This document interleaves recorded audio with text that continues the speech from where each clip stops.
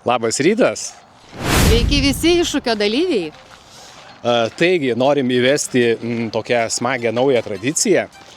Šeštadieniais, sekmadieniais iššūkio metu mes skelbėme fit iššūkius. Kristina, kiek mes tų fit iššūkių turėsim? Mes turėsime 4 fit iššūkius. Jo, tai kiekvieną iššūkį, kai mes paskelbsim, mes įdėsime komentare lentelę. Tai toj lentelėje bus tokie nurodymai, skaičiai, reiškia, ką reikės padaryti ir kiek kartų. Tai, Visi iššūkiai bus skirtingi. jo, ir smagu bus paskui tie, kurie 1, 2, 3 ratą, 3 iššūkį, 4, 5 iššūkį darysit, jau tai kartosis ir nebebus jokio skirtumo, ką jūs darysit, kokį iššūkį priimsit. Svarbiausia, kad šeštadieniais, sekmadieniais mes gyventumėm šiek tiek kitaip, į darbus nebeinam, namie nebesėdim. Tai fizinis aktyvumas yra vienas iš tų kertinių elementų, tai labai skatintina, lauksim jūsų video, kad į komentarą įkeltumėt Labai lauksim video. nuotraukas įvairiausias, tarkim, pirmasis iššūkis bus 10 000 žingsnių, tai smagu būtų irgi pamatyti, kaip jūs nupaveiksluojat savo epsiuką, kuris skaičiuoja žingsnius, arba laikroduką nupaveiksluokit, arba taip kaip mes nusipaveiksluokit ir parodykit, kad visi žygiojat, vaikštot. O Kristina yra profesionali trenerė, tai gal šiek tiek pakomentuosi apie tą teisingą vaikščiojimą, gal kažkokia technika yra, taip? Jokios ypatingos technikos nėra pradžioje, svarbiausia iš pradžių pradėti eiti, ar ne? Visi, kas turi kojas, gali vaikščioti. Visi, kurie turi kojas, gali vaikščioti.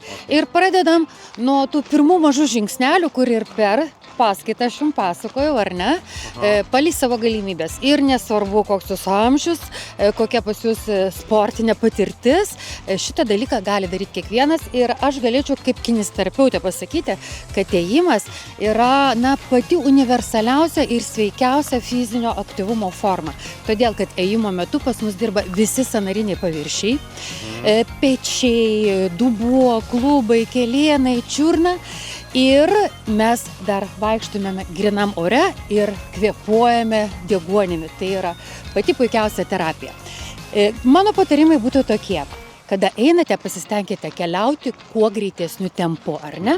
Bėgti nereikia pradžioje, jeigu nesat bėgikas, bet tiesiog įjunkim, Tomai, tokį tempuką, įjunkime, ar ne? Taigi filmuojam. Gerai, Gerai, kadangi filmuojam mes tokiu tempuką, jo.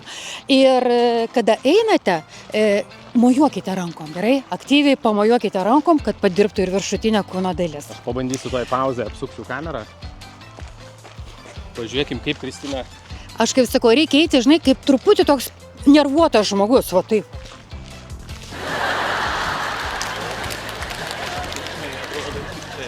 Taip, truputėlį piktai, ar ne? Ir pasistengkite išlaikyti kuo geresnę laikyseną, tiesią nugarą, nosį aukštyn, dideli žingsniai, platus mostai rankom. Ir jeigu sušilsit ar ne, išmuš mažas prakaitėlis, tai bus super duper. Tai reiškia, jūs įėjote į kardio režimą, riebalų deginimo zoną. Ir galite daryti intervališkai, ar ne? Galite 10 minutę eiti lėtai, minutę eiti greitų tempų. Minutę lėtai, minutę greitų. 3 minutės lėtai, 3 greitai. 5 lėtai, gali daryti intervalinę treniruotę.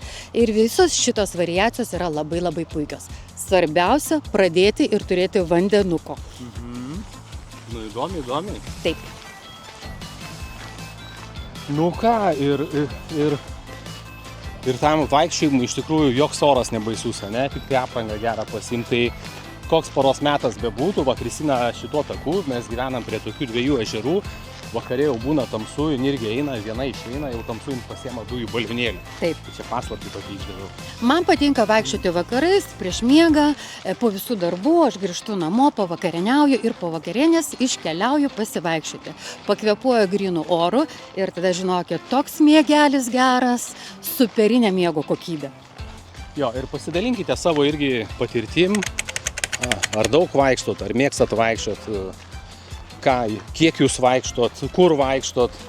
Ir pirmasis iššūkis skelbiamas oficialiai atidarytų.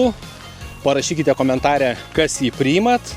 Ir tikiuosi, kad savaitgaliais jūs ir 10 000 žingsnių iššūkį priimsit, ateityje bus ir pritupimų iššūkiai, ir atsispaudimų iššūkiai, ir lentos iššūkiai. Kokių dar bus iššūkių? Jo, ir papasakosim visas atlikimo technikas, nuo lengviausios variacijos iki sunkiausios.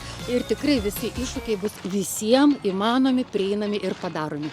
Jo, o dabar sustojam, visiems palinkim sėkmės, tad po šituo video įkelsime lentelę, kai kurie galbūt priimsi 10 dienų, 10 000 žingsnių iššūkį, o kuriems nepavyks, nenusiminkit, tiesiog kada tik yra galimybės, padarykite tą iššūkį, darbo dienom nepaustinkit, bet šeštadieniais, sekmadieniais, tebūnie tai fizinio aktyvumo dienos ir jūs priėmė iššūkius, dalinkitės komentaruose, ką veikiate, ką darot, pavyko, nepavyko, visais sunkumais, visais džiaugsmais su mumis dalinkitės.